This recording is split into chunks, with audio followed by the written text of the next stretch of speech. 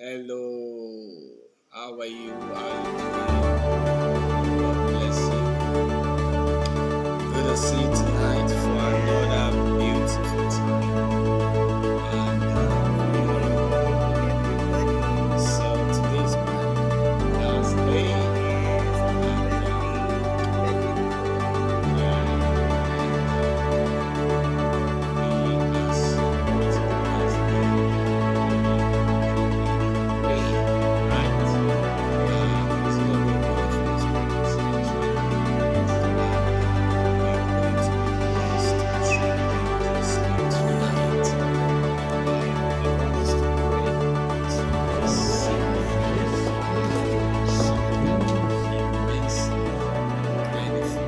Welcome to the marriage course.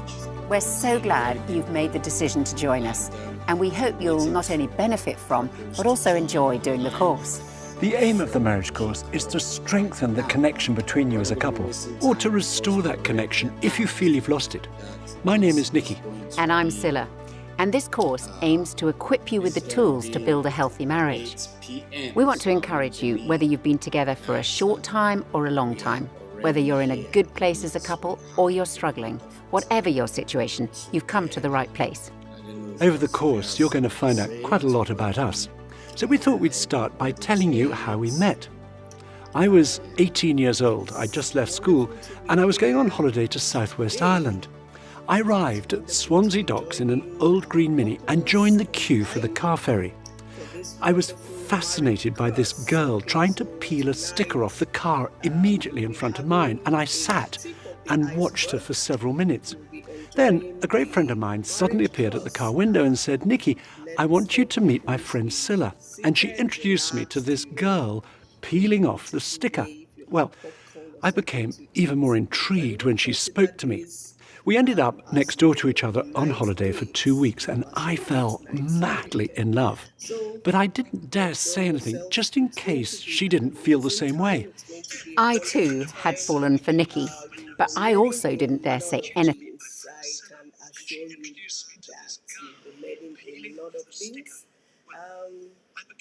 Don't let me talk about what you've been learning. I want you to be prepared. I want you to anticipate what you will be learning. But I can assure you, you are going to have an amazing time. Okay, so let's keep waiting for couples to join us. Yes, let's wait a little bit to have more couples join us tonight.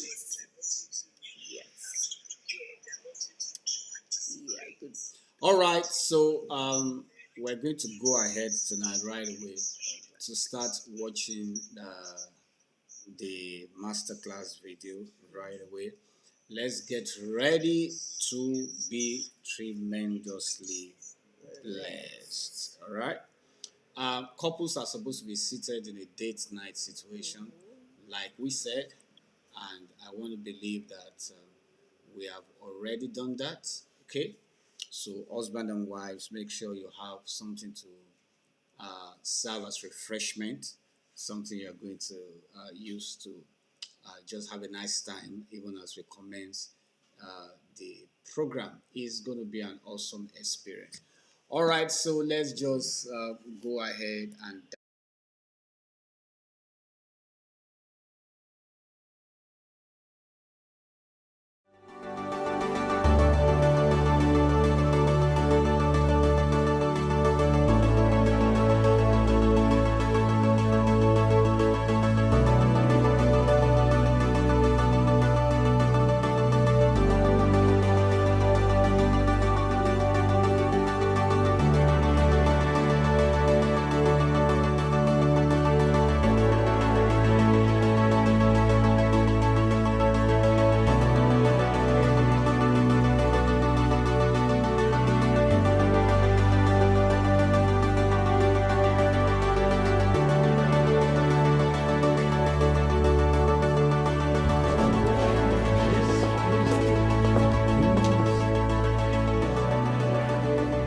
Welcome to the marriage course.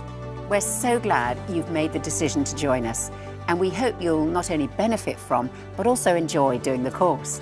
The aim of the marriage course is to strengthen the connection between you as a couple, or to restore that connection if you feel you've lost it. My name is Nikki. And I'm Scylla. And this course aims to equip you with the tools to build a healthy marriage.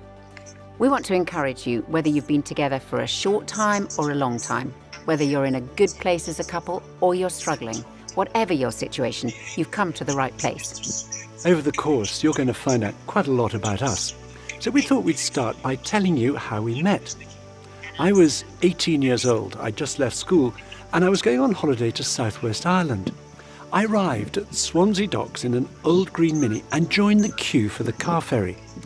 I was fascinated by this girl trying to peel a sticker off the car immediately in front of mine, and I sat and watched her for several minutes. Then a great friend of mine suddenly appeared at the car window and said, "Nikki, I want you to meet my friend Scylla." And she introduced me to this girl peeling off the sticker. Well, I became even more intrigued when she spoke to me. We ended up next door to each other on holiday for 2 weeks, and I fell madly in love. But I didn't dare say anything, just in case she didn't feel the same way. I too had fallen for Nicky, but I also didn't dare say anything to him in case he felt nothing for me. Then, the day before I was about to leave to go home, there was a group of about 15 of us, all teenagers, playing a game in this huge old Irish house with all the lights off, called Bear in the Dark. Spelt B-E-A-R, as in the animal, just for the avoidance of any doubt. And Nicky and I just happened to find each other in the dark, in a room at the far end of this house, which was really my plan all along. Actually, I think I engineered it. Well, however it happened, that's when we had our first kiss and discovered that our feelings were mutual. So we started going out, and then 4 years later, we got married. Our experiences over the last 42 years have been typical of many couples. We've moved house 5 times, we've lived abroad for 3 years, we've experienced the birth of our 4 children together, Kirsty, Ben, Barney and Josh, as well as all the hundreds of broken nights that followed. We've known the exhaustion and the joy of having young children, and also the worries and the fun of parenting teenagers. Our children have all left home now, and 3 of them are married with children of their own, so we know what it is to be parents-in-law and grandparents. We've had times of illness and financial uncertainty, as well as times of really great shared memories and lots of laughter. Our marriage has been an adventure of changing and growing together, continuing to get to know each other better over the years.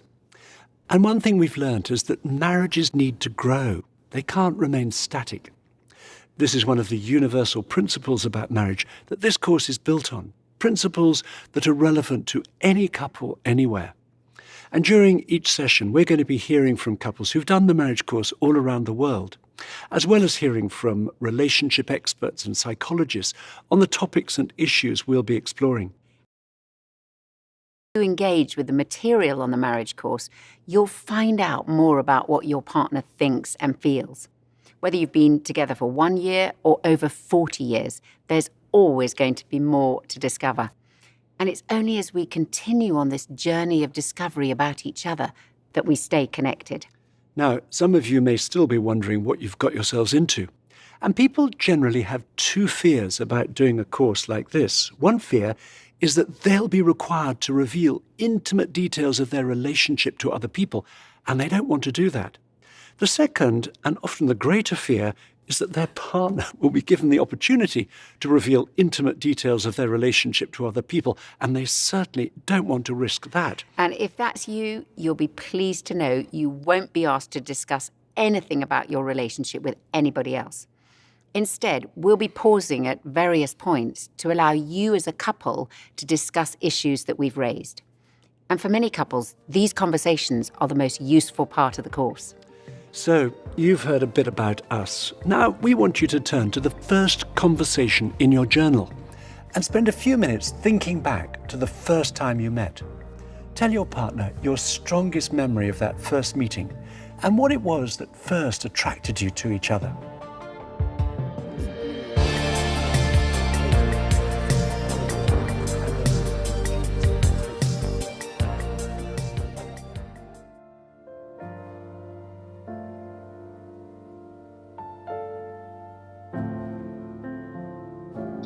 they certainly don't want to risk that. And if that's you, Hello, all right, so we are having the first break now, and so what you need to do, if you check your workbook right now, okay, you need to follow the instruction. You are in the first 5 minutes break where you need to talk to one another, all right, where you need to have a conversation. Conversation 1, you can see that on page 9, I think. Yeah, on page 9 of your workbook. First time you met. So what you do during this period of 5 minutes time is to talk about your strongest memory, the first time you met, and what attracted you to one another. You can see that right away in your workbook. So go ahead and follow the workbook, and once this time is over, the video will continue. All right, enjoy.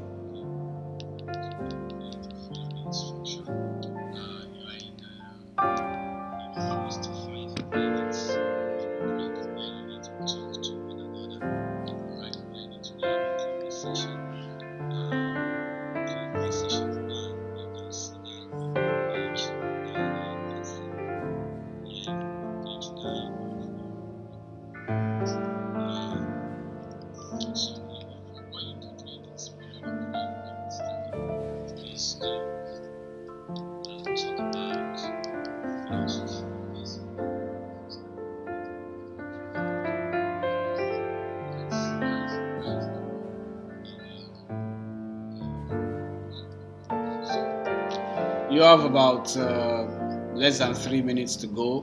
We are talking about the first time you met. Check your workbook and follow through. All right.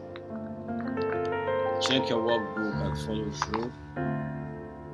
Page 9, tending vineyard, pruning. You go through that, and then supporting. All right.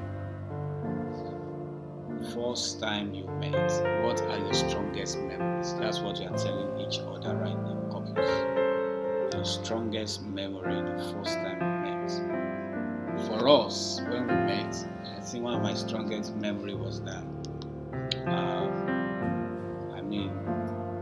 my wife was just, beautiful, tender, and lovely, with that angelic face. You understand? That's one of the strongest memories I usually have. So tell one another what your strongest memories are. Pastor Sophia, what's your strongest memory? Can you remember it when we met? Strongest memory. You are not supposed to be listening to us, so you are supposed to be doing your own conversation there, right?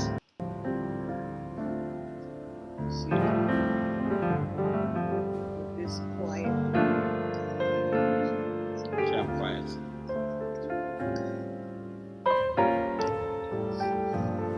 Am I still quiet, or I was quiet? So I'm not that quiet. Wow. Can you hear that?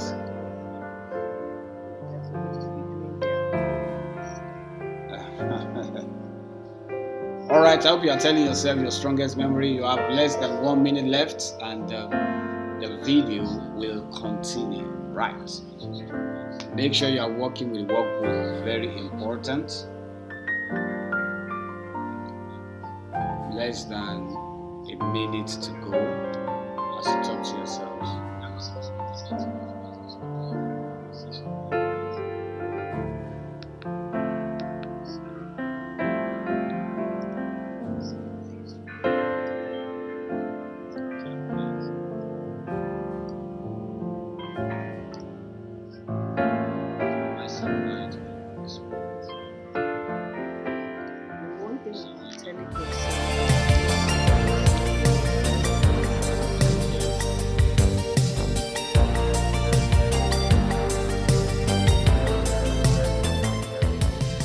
The marriage course is very practical. It's designed to equip you with the tools that we all need to create and maintain connection between us. And while from time to time we'll quote from the Bible and occasionally talk personally about the difference our own Christian faith makes to us in our marriage, we're confident you'll find everything relevant to you and your relationship, whether or not you have a Christian faith or indeed any religious faith at all. The course is based on the premise that marriage has the potential to be the closest, most intimate human relationship possible. The Bible uses the image of two people coming together and becoming one. Right at the start of the Bible, in the 2nd chapter, it says, "For this reason, a man will leave his father and mother and be united to his wife, and they'll become one flesh." So, when we get married, our partner becomes our first loyalty. And we're joined together, not just physically, but emotionally, psychologically, and even spiritually. Some people might say, but what about a parent and child? Isn't that closer? After all, a child starts off life physically attached to his or her mother. But the task of parenting is to encourage increasing independence in children, both physically and emotionally. Marriage is the other way round. Marriage involves two people who at one time were complete strangers to each other. They meet, they fall in love, they get married, and embark on a relationship that's designed to be one of increasing intimacy and of a growing interdependence. But that's not automatic. We have to keep working at our marriage if we're to stay closely connected. It is the very modern notion that love is just a feeling. And when that feeling goes, we can just walk away. But I know this, unless sometimes you fight to keep love alive, you will bounce from relationship to relationship, always searching for this perfect person that might be out there. I go to write my books in a little cottage overlooking Carmarthen Bay in West Wales. And a couple of years ago, I think it was an August day, it was a beautiful day, and I'm walking on the beach, and the hills look lovely, and the sand looks gorgeous, and the sea looks as though somebody's taken 1,000,000 diamonds and scattered them along its surface. And as I made my way back up to the cottage, there's an old fisherman there. And I said, "It's idyllic, isn't it?" Perhaps he was just tired of tourists that day, and he barked at me, "You should see it in winter." And honestly, when I walked on the beach the next day, it was equally lovely. But I felt the sea and the sand and the hills whisper to me, "Would you love us in winter?" Winter love comes to every relationship. And you know, it's remarkable. I so often meet couples who are about to split up and decide we're going to try again. And I meet them 5-10 years down the road, and they are more in love than they ever thought possible. And they look back and say, how could we have thought of even splitting? But to do that, they had to overcome this very modern idea that if you don't feel in love, just walk away. Our daughter Kirsty and son-in-law Rick are involved in making sparkling wine on the south coast of England. And Nikki and I have learnt a lot from them about the work that goes into tending a vineyard in order to produce good wine. It's hard work. It requires care and attention of the vines on a regular cycle, every year. And this is a good analogy for looking after our marriage. It takes work to look after a marriage and requires care and attention on a regular basis. We've taken 4 analogies from tending a vineyard. Now, while all 4 apply, whatever stage we're at in our relationship, it may be that one of the 4 is the most important for you right now, as a result of the particular season that you're in. The first analogy is adjusting. Newly planted vines have to adjust to the new soil, and this is a process that goes on for at least 3 years. In a similar way, in the early years of a marriage, we have to learn to adjust to each other as we move from I to we, from being independent to being interdependent. And this adjusting isn't always easy. So often when the initial infatuation has worn off, when we've taken off those rose-tinted glasses and we see each other in a new light, it's the very things that attracted us to each other that can become the things that annoy us about each other. I'm Dimas Salaberios. I'm Tiffany Salaberios. We met at a church in Queens, New York. New York City. I was coming out of the church, she was coming in, and I grabbed the door, grabbed her hand, started to shake it, and I just had a loss for words. One of the most attractive points of Dumas is he is so dynamic and charismatic and just like a magnet when he comes into the room. And so that's wonderful, right? I love, I'm attracted to she's a strong woman.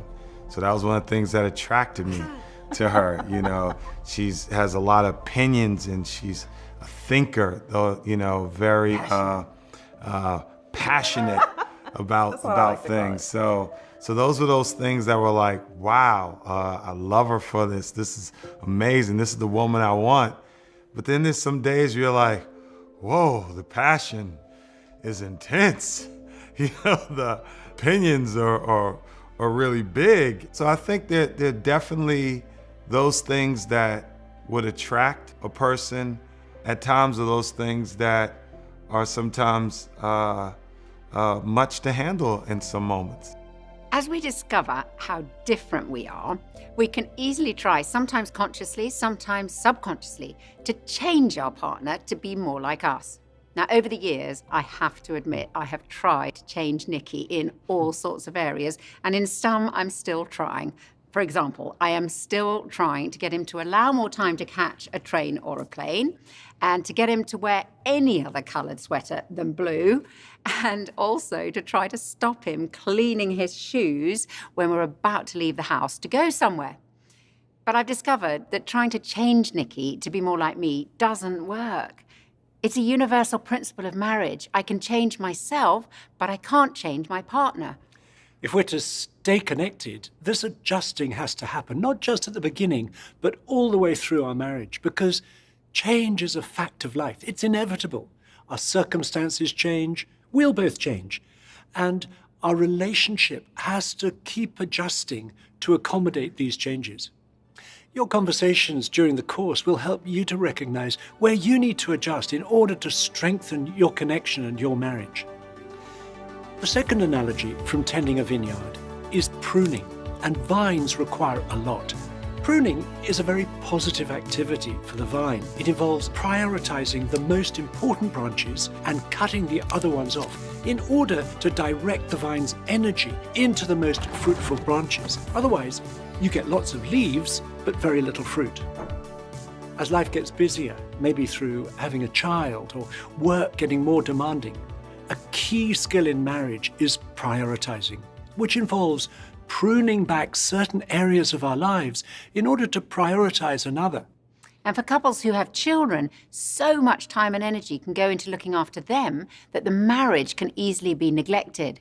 And when that happens, it's the children who suffer most, because a child's security is deeply affected by their parents' marriage. I remember one man on the marriage course saying, "I've just realized that the best way to love my children is by loving my wife." As life gets busier, we'll only survive as a couple if we learn to prioritize our marriage relationship over every other demand on our time. I am married to someone who works a lot, and he likes his work a lot. So I'm a lawyer, and it's time-intensive work. I think navigating that is an area of work for us. I was on a case, it was a crazy schedule. We were trying to meet a deadline by, and I remember quite clearly she reached out by phone to say, "Do you have time to talk to me?" And I said, "No, I don't." And then she tried to call, and I picked up just to answer and say, "No, I can't talk right now." And then I almost hung up the phone on her. I really felt quite abandoned because you have planned on someone leaving, but you don't plan on them not having time to even take a phone call. I really need to plan in advance and realize that just because I have responsibilities at work doesn't mean my responsibilities to my wife and to my family fade away into the background and are no longer there. Anytime that we have gotten too much into thinking we're doing this as individuals and not as a team or as a unit, that's when we have felt pretty isolated. The third analogy from tending a vineyard is supporting. In order for vines to flourish, they need to be supported. The investment in a good, well-kept trellis system of posts and wires is vital for the production of good fruit. Similarly, a marriage needs a support system if we're to work through challenges and to thrive over a lifetime. A marriage can't survive in isolation. This support network may include friends and family, or support may come from an older married couple whom we watch and learn from. But as well as having support from others, it's essential that we support each other. We'll all face some big challenges along the way. Maybe a serious illness, maybe financial or job insecurity, perhaps facing infertility, or adjusting to the empty nest, or looking after an elderly parent, to name a few. Personally, I found the change from parenting young children to parenting teenagers pretty challenging. Parenting teenagers didn't come so naturally to me as it did to Nicky, and I really needed his help, not to over-worry or over-control them, to listen to them and to give them space to grow in their independence. And Nicky's support made a massive difference during those years. If we try to deal with our fears and challenges on our own, we lose connection with each other and can start to feel lonely within our marriage. Whereas, when we support each other, the very challenges we face can draw us closer together. So I'm Pam, and this is Neil. Yeah.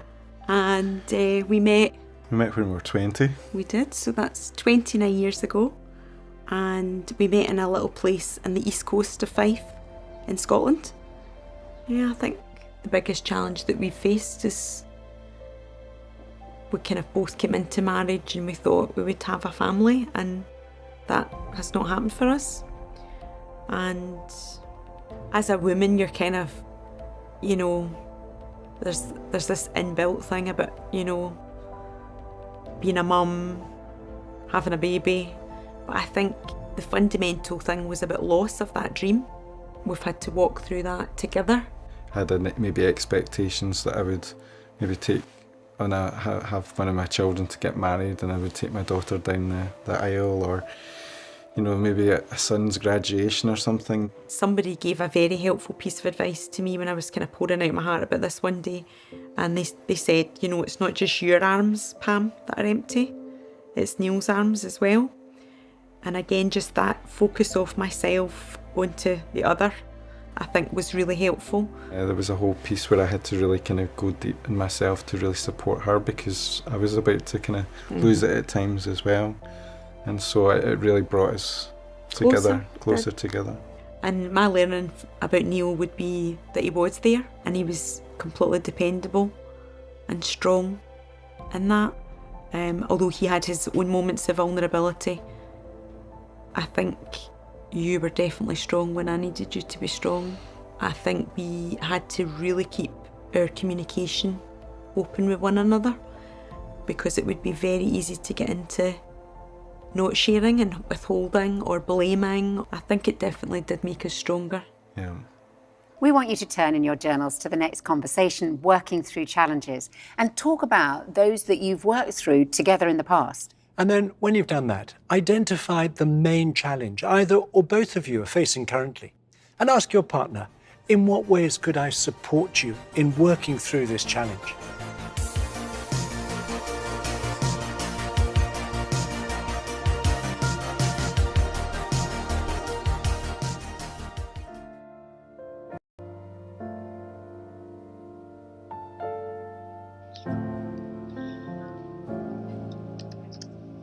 All right, so Okay, welcome back. I want to believe you are enjoying the class. So basically, you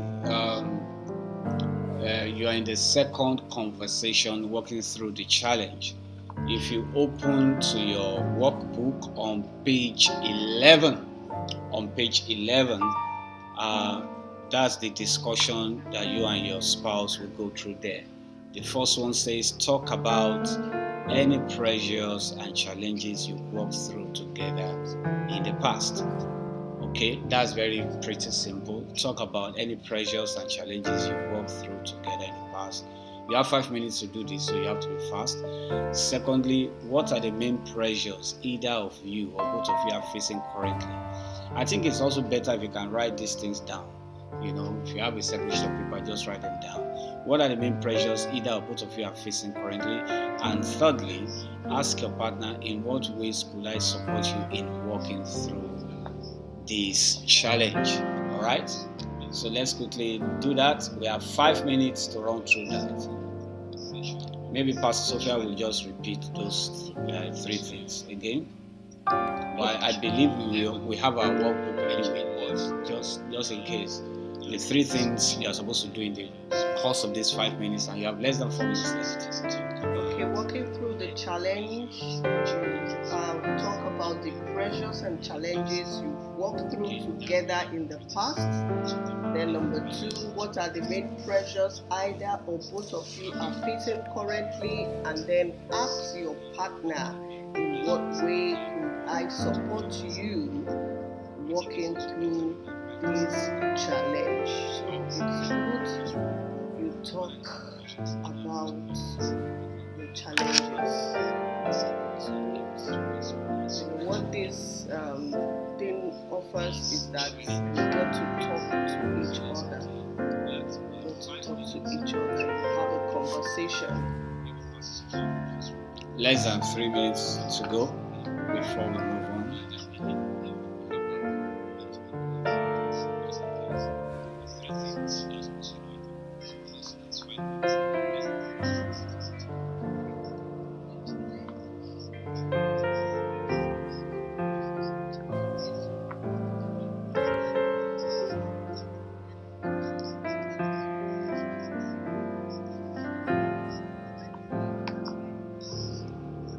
The idea of this masterclass is to strengthen the connection of husband and wife. If you go through this work diligently, you will discover that it will strengthen your connection. Okay? So you're going to have a nice time doing this, all couples.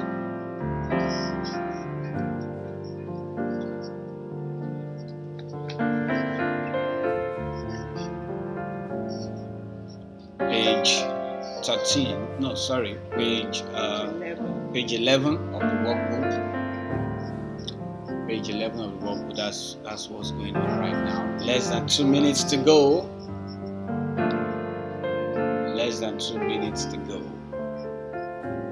Husband and wives, you will thank me later after going through this. It's going to be a beautiful experience. You know, the challenge we usually have is that we don't get to talk about what is going on. And so this will help you a lot. It will help you a lot to reconnect, to strengthen your connection, to bring up conversations, hidden stuff that you have on your inside that you've not talked about in a long time. You'll find them coming out, and then there will be healing. There will be healing of all those areas where there's hurt. It's really help couples to talk about the things that matter. Yeah, it's going to help you a lot.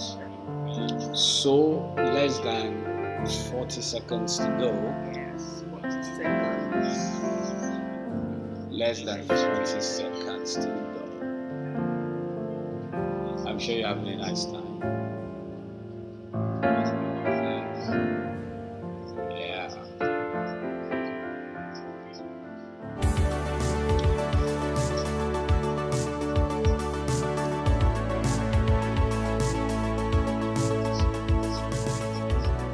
The fourth analogy from tending a vineyard is renewing. At the end of the growing season, when the vine is reduced to a stem and branches, to an uninformed eye, it looks like there's not a lot going on until the buds appear in the spring. But that's not the case. This is a vital time when the vine is putting its energy into extending its roots deeper into the soil. The vine is resting while its roots are fed with compost in order to renew strength and produce a good crop next year. We all need times of renewing in our marriage. People sometimes think that the longer we're married, the more that the love and the sparkle between us will decline. But that's not true. As vines mature, they continue to produce fruit and great wine decade after decade if they're well tended and the roots are fed. It's the same in a marriage. Renewing means continually taking care of our relationship, particularly when we reach a new season of marriage. Renewing involves being prepared to talk about our own individual needs and desires, sharing with our partner our hopes for our future together. Renewing means slowing down for long enough to decide on changes we'd like to make, possibly stopping certain activities in order to have more time together, or starting something new, perhaps deciding to create a new pattern in our day or our week or our year that will strengthen or restore the connection between us. And if you're struggling in your marriage, we want to encourage you that reconnecting is possible. When things are difficult, it can seem like there's an invisible wall that is built up between us, usually made up of small things, moments of hurt and misunderstanding that are built one on top of the other. However, we've seen when couples have tended their relationship, things have changed dramatically, and they go on to experience a new connection and intimacy. There was a time in our marriage where we did start to grow apart, and we ended up spending about 8 months separate. And it was like building a wall because we stopped communicating. And each time a jibe or a dig or a sarcastic joke at the other's expense got made, it was like another brick in the wall, until eventually the wall was too high and we couldn't even peer over it, much less see each other at the other side of it. And how we dismantled that wall was through communication and realising that we really loved each other. We really wanted the marriage to work. And we had to be humble. We had to own our faults and take responsibility. And together we managed to brick by brick dismantle the wall until we could really see each other again. I think I had to understand that I want the marriage to work, but that meant something had to change, you know. So I had to see each other. I had to establish trust in me between us to start with. After that, kept caught again, and have a laugh again, and look up again. That's slowly, you know. Yeah, the laughter had gone. Yeah. And we started to laugh again. This next conversation is an opportunity to review your relationship. I'd encourage you to be honest. The purpose is to give you a snapshot of your relationship now to affirm what's good and to discuss what's not working so well. And use this as an opportunity to attack your partner. Rather, as you stand back and see some of the trends in your relationship, look at what you do differently for the sake of your marriage. So please turn to reviewing connection in your journey. Number in the box beside each of the 20 statements. 0 if that statement is not true, if it's rarely true, and so on. Turn over and follow the instructions. Each of you on your own. And when you've finished, show each other and discuss what you put. This is a conversation, so we're going to give you 30 minutes. And don't worry, if you have low scores, they could change rapidly, even after this session.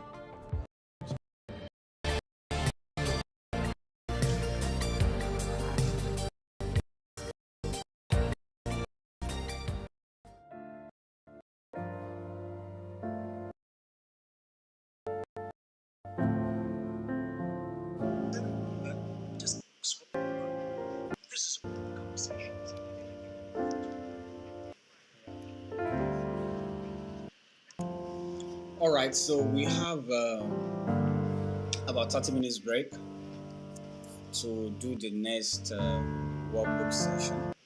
So you want to check page 12, conversation 3 on page 12, and that's renewing your connection. All right, and review your connection. You have 20 list of statements using the scale of 0 to 4. All right, using that scale, you will fill that workbook. Okay, 0 is never true, 1 is rarely true, 2 is occasionally true, 3 is usually true, and 4 is always true. All right, You have to be very so honest. let's go ahead, Very honest. page 12, and start filling that workbook right now. Okay.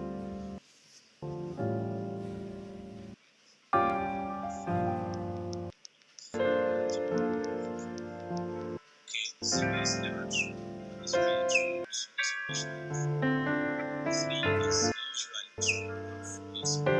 There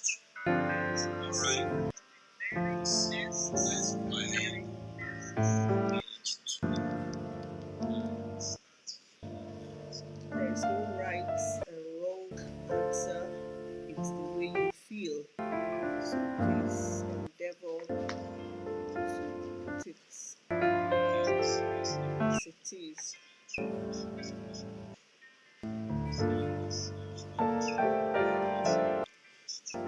I'm sure you have your refreshments around you, so if you feel like taking something, please go ahead and enjoy yourselves while going through the workbook.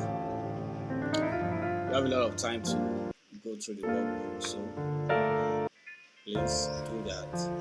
And once you finish filling that part, okay, then you check the result of reviewing your connection on page 13 of that workbook, okay, and then your scores will now help you to arrive on a particular situation there, okay.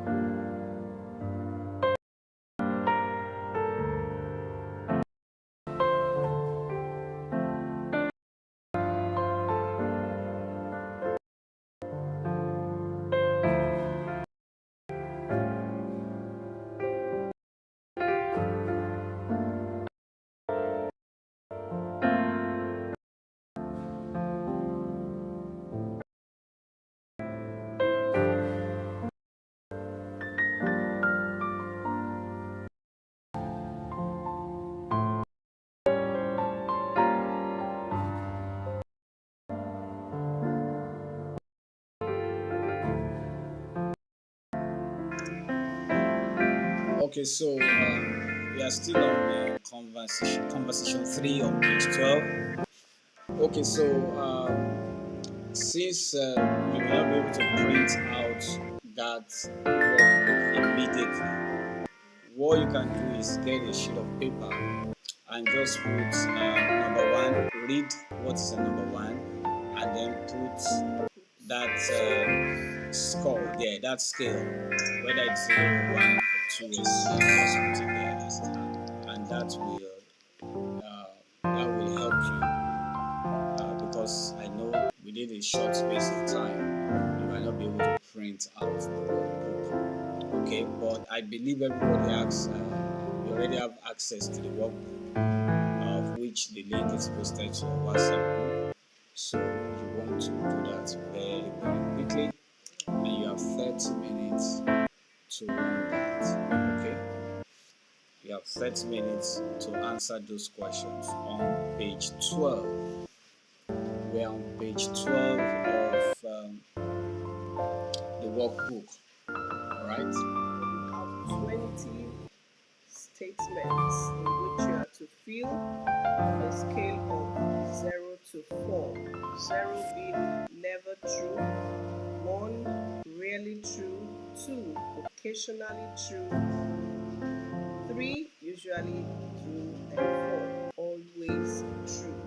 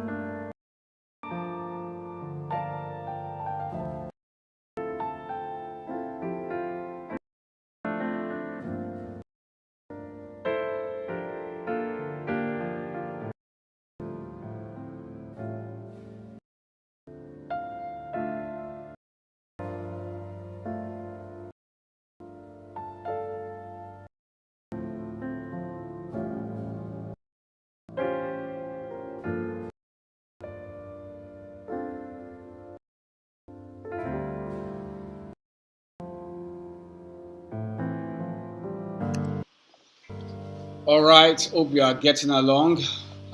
Page 12 of the workbook. Because right now you are unable to print the workbook out. But what I'm going to do is that I'm going to leave this video here for some time so that you can get the workbook printed out and then come back and do this thing properly. But right now, like I said, get a separate sheet of paper and just simply write on that sheet of paper what your the number that corresponds to your viewpoint. If you are not following with the workbook, you might not flow, you might not enjoy this. So make sure you are following the workbook alongside with the video. Thank you.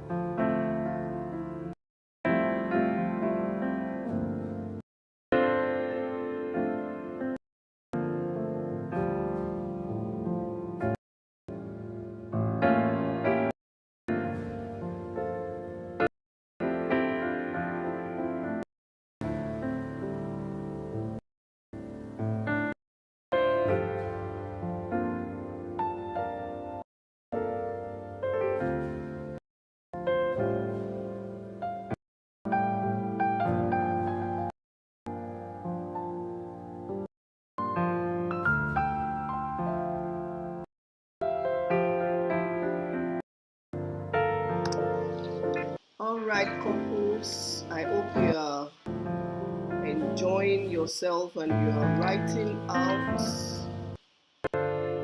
what your viewpoints are on page 12, and if you are done with page 12, you move to page 13. And what this will help you do is to review your connections. You will be having conversation about your connection. You will learn to talk about your friendship, your communication, your physical relationship, and your future together. So you have to be sincere about this,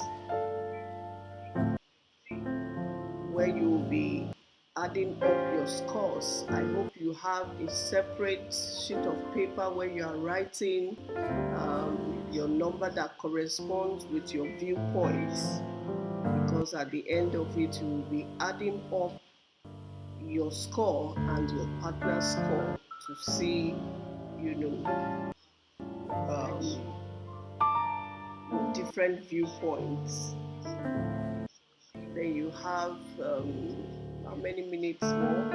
You'll be going on to discussing what each of you have written down, the differences in your scores. We'll be discussing that.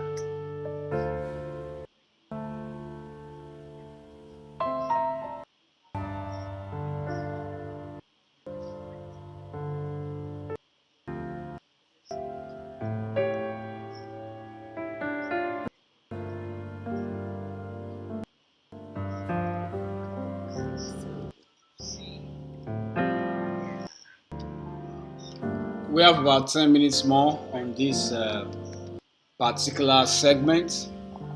So you want to work on page 12 and page 13. Let me add that test.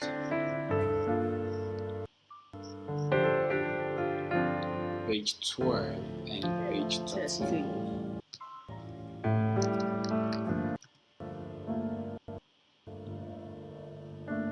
Right. Okay. About 9 minutes more.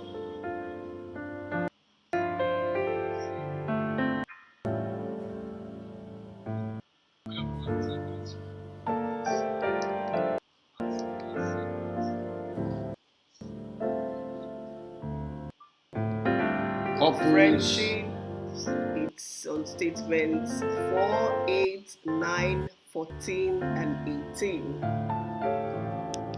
Then your communication, statements 1, 5, 11, 16, and 20, and your physical relationship, statements 3, 6, 12, 15, and 19, and your future together, statements 2, 7, 10, 13, and 17. You should be done with that by now, and you move to question 2 and then work 3.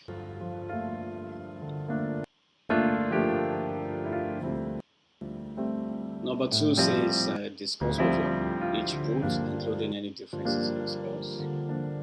Number 3, write something for each area that you could do to increase your scores. That is to make things better. Your friendship, your communication, physical relationship, and your future together. So immediately what you discover is that this exercise will strengthen your connection and make you find the essence of your relationship. So it's going to be a beautiful experience for this couples, okay? And I'm sure you are enjoying this. Alright. So we have about 7 minutes left. 7 minutes.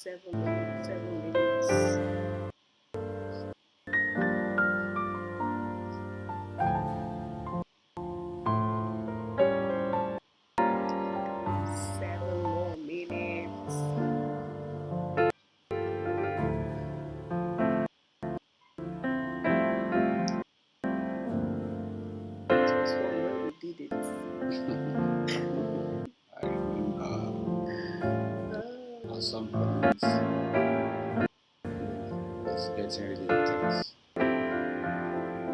See, the goal about the time enough.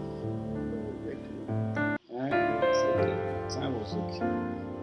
The idea behind this is for you to be sincere with your responses. If you're not sincere with your responses, you may not really get, the aim of the benefit of this system. And the good thing is that you can always review your answers, you can go over it. It's not an unending, it's an unending experience. Yes, experience. You can always go back.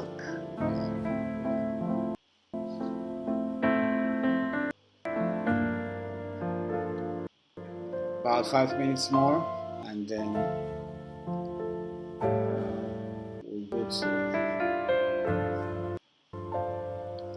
the remaining parts.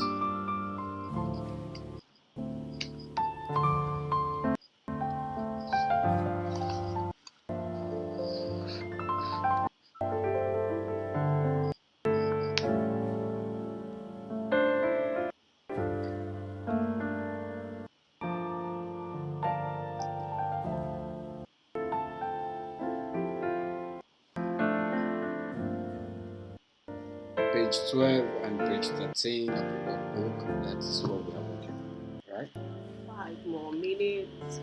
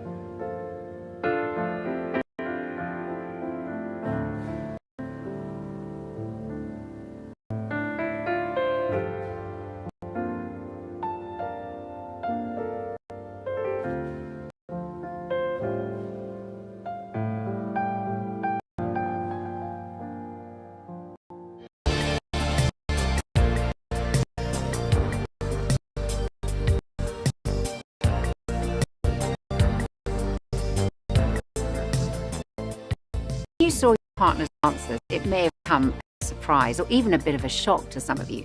But whether it has or not, we want to encourage you that it's much better to get talking about these things, to get things out into the open, because then as you discuss them, there's the potential for better understanding and a realization of where we need to change. We're going to spend the rest of the session looking at two particular things that we can all start to do straight away, strengthen or restore the connection between us. The first is to make time for each other as a couple on a regular basis. And the second is to nurture each other. Making time for the people that matter most in our lives doesn't just happen. It requires a conscious decision to make it happen. We can so easily say, we'll have some quality time next week, next month when life isn't so busy. But then, when we get there, we find we're just as busy. It's amazing that we can fit in time for any number of emergencies at work, but then not make time for our partner. Depriving a marriage of quality time together is a bit like depriving a plant of water. Some plants survive longer than others, but eventually, without water, every plant will wither and die. If a relationship is to thrive and to keep growing, we must have regular quality time alone together. This does several things. It keeps the fun, friendship, and romance alive. It deepens our appreciation, our understanding of one another. And it gives us the opportunity to communicate regularly at a meaningful level. And it took us a while, but eventually Nikki and I realized that if we were to have this kind of time together, we had to organize it. And that has meant putting aside time to do something enjoyable together once a week. Now, we call this our date night, and we'll refer to this a lot during the course, although sometimes we have it at lunchtime or over breakfast. And we'd say it's probably the single most significant thing that we have sought to do over the years to keep our love alive and our marriage growing. Date night for us is a fun time when we're relaxing and doing something different to our normal routine. And it always involves some sort of a meal. Sometimes we make it an evening together at home. We cook a nice dinner, we put candles on the table and put on some music. Or we might decide to watch a film or a TV program together we both enjoy. When our children were little, it was after they were in bed. When they were teenagers, we banished them to their rooms. And sometimes we'll go out for a meal, or we might go to the cinema or do something else that we both enjoy doing, such as going for a walk somewhere nice, playing tennis or some other sport, taking a picnic to the park in the summer, going for a bike ride or going to an exhibition. The important thing has been not to set the bar too high. It doesn't need to be expensive. I remember one time we went and just got coffee. I like a nice meal out, but then again, I'm married to the budgeter. Nice meal coffee. Yeah, nice meal coffee. It's kind of true. It reminds us of who we were before we got married and why we were attracted to each other in the first place. It really has made all the difference for us. It just being different to the normal nights. Doing really easy food or ordering in or you cooking, that's not happened. Yeah, it doesn't happen. We do what we call marriage time every week. So we go out and have coffee and just spend our time talking. There's a beautiful thing here in Mexico called Pueblo Mágicos, which is like magic towns. Magic towns. We love that, you know, doing that together. Our son has showed us how to do Netflix, so our world is expanding. We made it a point every Monday. Everybody knew on that day, Maki and Princey are out, nobody could connect with them. We have had some date night fails, but even a date night fail is a win. Valentine's Day, we'll go see this movie. And it was a horror film, and basically we lasted about 10 minutes. Well, I couldn't handle it, let alone harrowed. It was terrible, but we're still talking about it. Yeah. A memorable date night for me was when Nikki organised a surprise trip to Shakespeare's Globe Theatre to see Romeo and Juliet. Now, I love surprises, but when we got there, I found out that he had booked the standing tickets, the cheapest ones on offer, which means you literally have to stand there for the entire performance. And Romeo and Juliet, much as I love it, is a long play. We ended up standing in the open air for over 4 hours straight. I discovered when we got there that if I just paid a little bit more, we could have had a bench to sit on undercover. And he'd also made a really delicious picnic, which we had to eat sitting on the concrete floor so as not to lose our place near the stage. However, it was a very memorable evening, and I loved it. And I really enjoyed it too. So our own experience has been that investing in this weekly date protects our marriage from becoming dull, boring, and routine. It stops us from taking our relationship for granted and helps us to stay connected. It's a very simple concept, but it has a very powerful impact. We definitely know the difference and the benefit in our relationship when we've had this time together. So here are 3 tips which have really helped us to make a weekly date an ongoing reality. We know we have to plan them, prioritize them, and protect them. So, tip 1, plan them. We want to suggest that you plan this quality time together into your calendar, just like you would any other social or business appointment. And Nikki and I have made it a golden rule never to change our date night in our calendar without consulting the other. The second tip is prioritize them. This means it's the most important commitment we stick to every week. It takes priority over all other activities, our work, going out with friends, playing sport, watching TV, decorating the house, even over our children. Now, it's not that all these things aren't important, but unless date night is a priority, it'll be pushed out by these other things. And the third tip is protect these times from external demands that conspire to stop them happening, whether that's other people, the phone, or being online and social media. It's different things for each of us as couples. And for us, it has particularly been the phone. We've realized we have to turn our phones off and put them away so that we are not constantly distracted by alerts or notifications on the screen. And by doing so, we're saying to each other, you're the most important person to me, and I'm giving you my full attention. Effort and creativity are needed in every marriage. And if you think about it, effort and creativity are what many people pour in at the start of their relationship, but not necessarily into their marriage. If we stop making the effort, it's then that the connection between us can be lost. I'm John, and this is Sally. We met at university in 1959. I had seen his picture. He was in a play at University of Wisconsin, is where we were. And I liked his picture. I think as far as quality time, when he was so busy, I think we did what we could to remedy it. It wasn't always possible. There were times when I was working maybe 65 or 70 hours a week. And I still remember, and this went on for a long time. I mean, we would communicate, but they were about very practical things. And I remember taking, it was the first time we ever took a vacation away from the children. We found a young couple to stay with the children. We went off to a resort in Mexico. And I remember sitting in the dining room and looking across the table at her and saying to myself, you know, I really don't know this person. It was like we knew each other at the beginning, and now all of this stuff had gotten in the way, and we really weren't talking about things that really mattered. I think at some point the marriage would have really worn out, and that would have been sort of the end of it. I don't remember that time as significantly as you do, but I'm glad it happened. I didn't know it was that significant. Well, I think it was kind of a wake-up moment, really. In some ways, I think it was the best thing that ever happened to our marriage, because when we got back from this vacation, we always set aside time during the course of a week just to be alone, to talk about things other than the kids and school and work and where we're going to get the next groceries and all that kind of. And I often thought, you know, what would have happened had we not had that moment, you know, and that realization. It was really an amazing time, really. The next conversation in your journal is special times together. We want you to tell each other what have been the most special times you've shared together as a couple. And be specific and talk about where and when those times were, what you were doing and why they were so special to you. And take it in turns, because you may hear something that you had no idea about.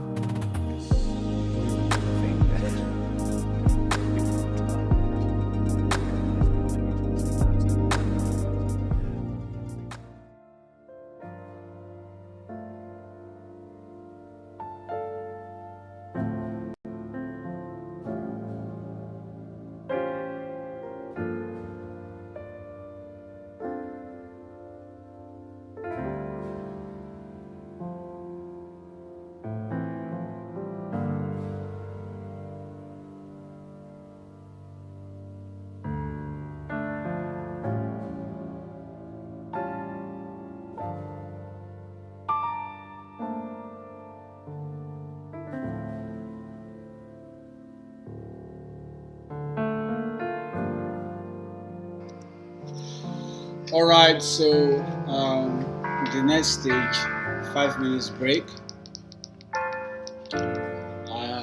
We should be on page 15 and 16, thereabout. All right. All right, so the next stage.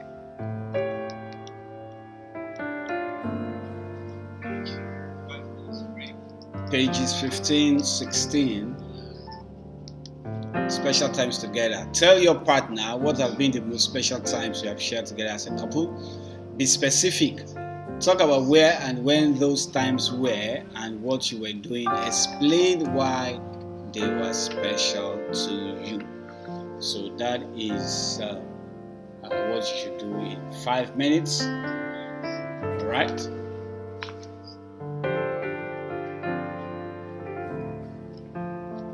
I think that is pretty straightforward. And this section is talking about making time out for each other, being deliberate in creating your weekly date night, of which I'm also guilty of now. I need to repent. So let's quickly do this part, special times together. Tell your partner what have been the most special times that you have shared together as a couple. Right?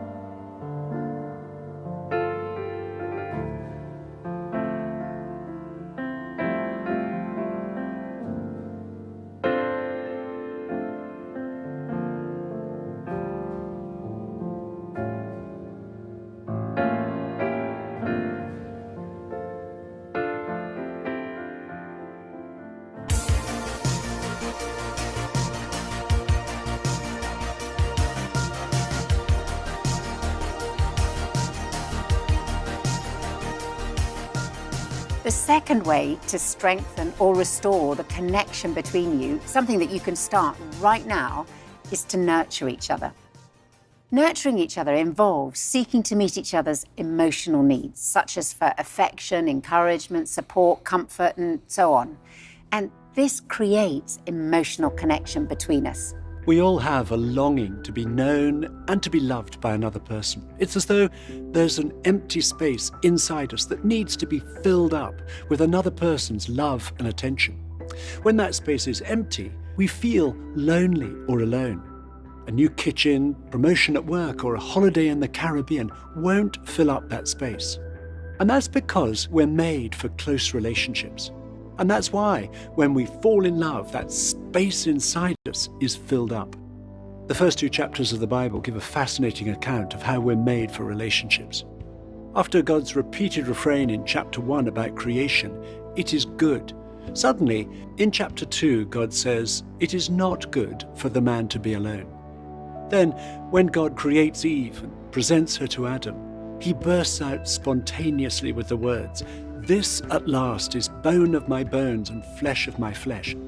Here is someone like him, someone who understands him, someone to whom he can relate and to whom he's strongly attracted. And that space inside Adam is filled right up. And when we're known intimately, when we're loved by another, we are no longer alone. However, we have to maintain our sense of togetherness. When the initial infatuation wears off, we can start to feel alone, to feel lonely again. And the way to keep filling this space inside is by recognizing and meeting each other's emotional needs. We need to reach for other people and how other people respond all our lives. The attachment theory of childhood relates to marriage in that it basically tells us what our vulnerabilities and our needs are, and that these vulnerabilities and needs continue into adulthood. And it tells us about the basic drama that plays out in love relationships. The consequences of a couple not being able to recognize each other's emotional needs is that they are going to get more and more disconnected from each other. And as we understand from all our research over the years, the key issue in marriages falling apart is not conflict. Everybody has conflict. Everybody's got differences. The key issue is emotional disconnection. It's aloneness that destroys marriages. It drives people insane to be in a relationship where all their longings for connection are turned on, where they expect some sort of closeness, and to have that other person just out of reach. And these needs are not complicated. That's the fascinating thing, they're not. But they are emotional. And you do have to deal with them on an emotional level. There are 2 ways we can act in marriage. We can either be reactive or proactive. Being reactive is when we focus on each other's shortcomings, on what irritates us about our partner's behavior. And that pushes us apart. We lose connection. Being proactive is when we focus on our partner's needs. And that draws us together because then we both feel loved. And when we feel loved, we feel like loving. Being proactive builds connection. And we learned a lot about meeting emotional needs from a couple called David and Teresa Ferguson. I remember David describing a fundamental change in their marriage. For the first 15 years, I've focused on Teresa's faults and my needs. For the last 15 years, I have focused on my faults and Teresa's needs. And our marriage has been transformed. We all have these emotional needs, but usually our needs will not be the same as our partners. And to nurture our husband or wife effectively, we must discover what matters most to them. 我们来自北京，已经结婚15年了，我们有2个孩子。我们在过去的时候我真的不是一个很会聆听和回应他的一个这样的人，所以每一次他在分享一些事情，分享完以后我都会很困扰，我不知道该怎样去回应他。有一次他的就是肚子疼，然后跟我去聊这个事情，有几次说老公我肚子有点疼，然后对我来讲我是一个特别理性的人，我就想肚子疼怎么办呢？去医院还是忍着？然后他告诉我说你可不可以对我说一些安慰的话？我说你能教一下我怎么样才能安慰你，你才开心？然后他就特别生气，说你连安慰都不会。我才发现原来倾听别人回应别人是一个非常简单的事情，所以我就开始去重复他的话，肯定他的感受，再询问他你有什么样的帮助，然后他就很受安慰很受他说就是这样的，你这样说我就能得到很多被理解，你就进入到我的内心的世界里面。然后呢，我就其实也用这个方法来表达我的感受，他也非常吃惊。我觉得，哦，原来不是我一个人这样，其实他也把自己封闭在他的情感世界里面。我们在那个时刻就感觉到，哦，我们俩的心走在一起了。With emotional needs, we can easily miss the ones that are most important to our partner, or we may give what we most want to receive. And trying to love in the wrong way can lead to frustration and irritation instead of feeling loved. It's like trying to fill a glass, but misjudging where it is. Our efforts will be wasted. And that's what happens when we don't know each other's needs. And our needs will change over time. What was most important when we were going out or when we were first married may be different now. And we can't assume that our partner automatically knows our desires. We must tell each other. We want you to have a conversation now where you're going to find out how well you know each other's needs. And you'll see in your journals, it's called Knowing Me, Knowing You. So, look at the list of 16 needs or desires. And in column A, put the 3 that are most important for you in order of importance. There's some overlap between them, so choose the 3 that best express your desires. Then, in column B, guess which 3 are most important to your husband or wife in order of importance. Now, do this without looking at what the other has put, and when you've both finished, compare what you've each put. They are.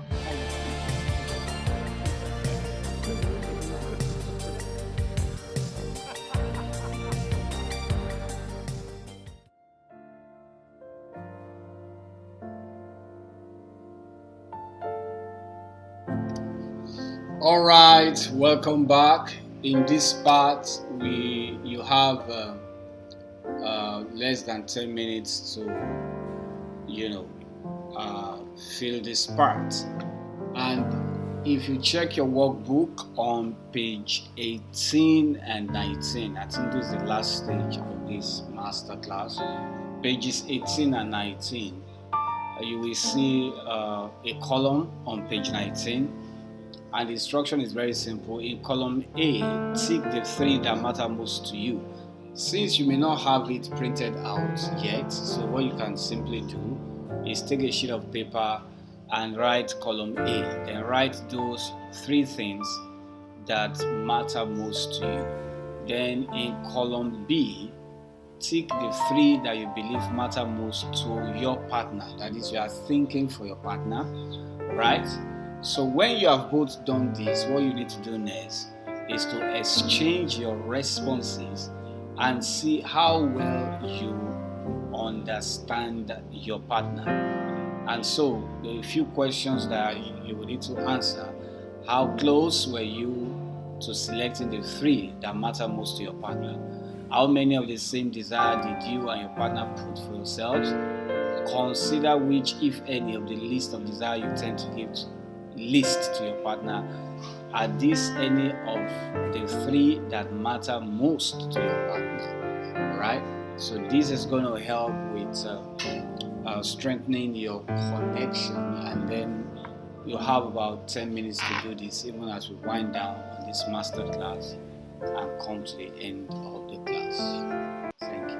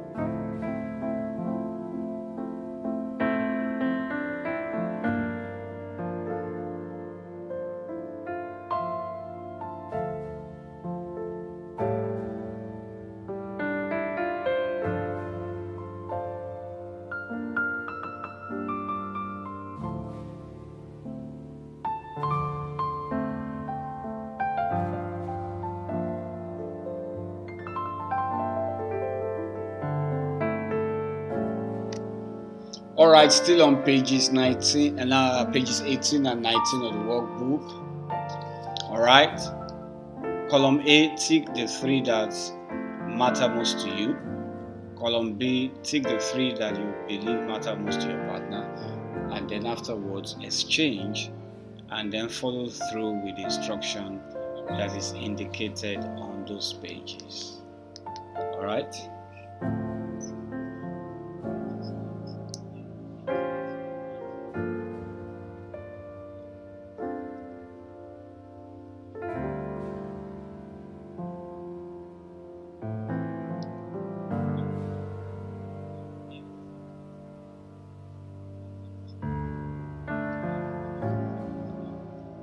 Less than 3 minutes to go.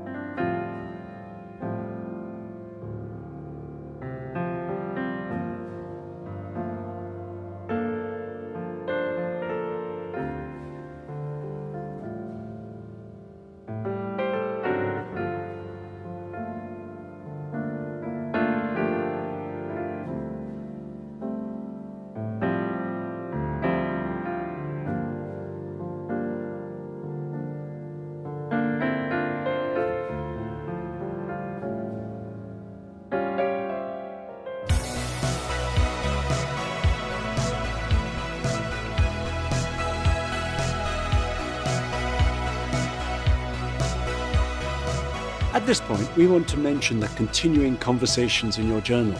Following this session, there are 2 topics. The first is about how you create a balance of time together as a couple and time apart from each other. The second is about how you can meet each other's emotional needs in practice. And we recommend that you set aside some time before the next session to look at those questions together, as it'll reinforce these 2 ways of strengthening your connection. And to close each session, we're going to say a short prayer for you. So do please stay just as you are while we pray. Thank you, Lord, that you are the God of love, the God who created marriage for us. Thank you that you've given us to each other. We ask that you would help each couple to grow in their understanding of their partner and help them to recognize each other's needs so that their love for one another would grow stronger and deeper. We ask this in Jesus' name. Amen. Amen. We hope the conversations you've had this session have been helpful and will lead to more useful discussions over this coming week. Thank you for joining us. We'll see you on the next session.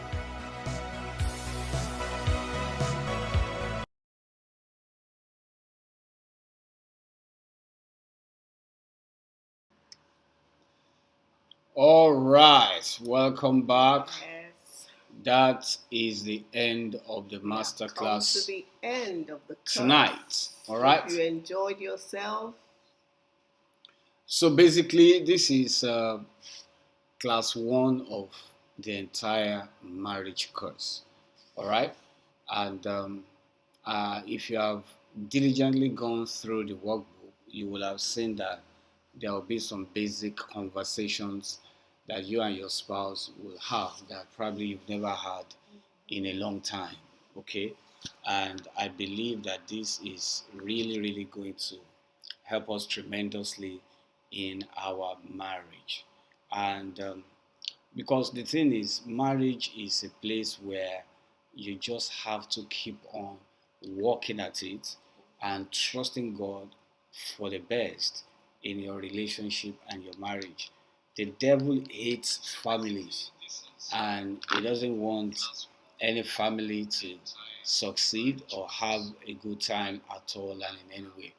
So it is the commitment of the husband and the wife to their marriage that will help them, to come into a place where they will say, yes, we are going to be committed to our home and to our marriage, and we're going to pay the price.